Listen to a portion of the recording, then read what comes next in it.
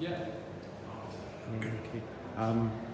You seem to drop a very big hint in your speech there about HS2 in terms of the benefits of the Elizabeth line going forward for other projects. Have I interpreted you properly? Well, it was one of the first questions I got asked when I took this job, which was about whether the government was committed to delivering HS2, and I made it very clear we were. And you heard last week in the autumn statement, the Chancellor, first of all, confirmed the capital funding for transport and indeed other infrastructure, which I thought was a very positive sign in the government's focus on delivering growth. And he also confirmed the core Northern Powerhouse Rail, the core network, and committed to delivering HS2 up to Manchester. And I think those were very clear commitments in investing in infrastructure, just as we've seen here in London.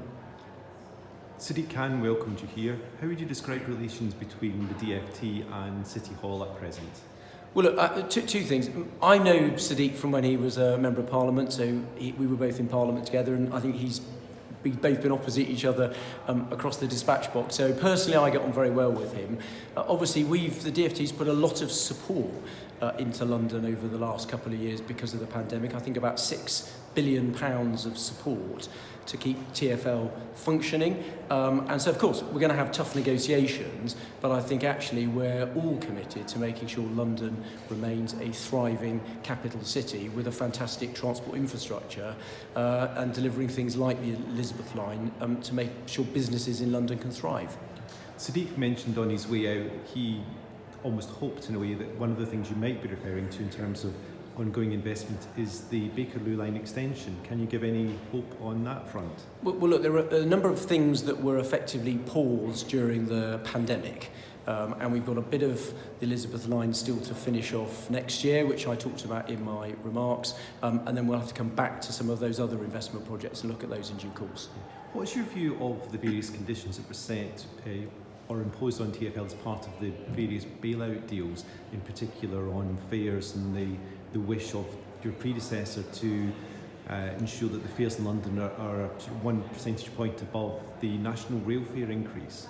Well, look, I'm not going to go into the micro level details, but I think overall the funding settlement we reached with TfL I think was a good one, and it was recognising the tremendous challenge from the pandemic, but it was about having a hard business deal so that we deliver for not just what TfL needed, but we also recognise that all of this money is taxpayers' money, and we deliver the changes that are both fair to passengers, fair to Londoners, but also fair to taxpayers as well. Okay. Can you just ask finally, obviously the Elizabeth line has hugely improved journeys across London, but getting across London for many people is not easy.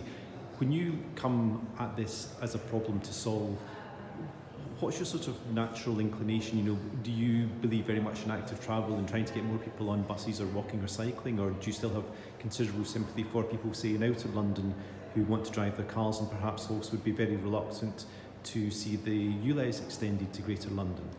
Well, I think it's worth remembering, it's always worth looking at what people do. People in London clearly use public transport a lot more than people in the rest of the country. But also a lot of people use active transport, they use cars to get around.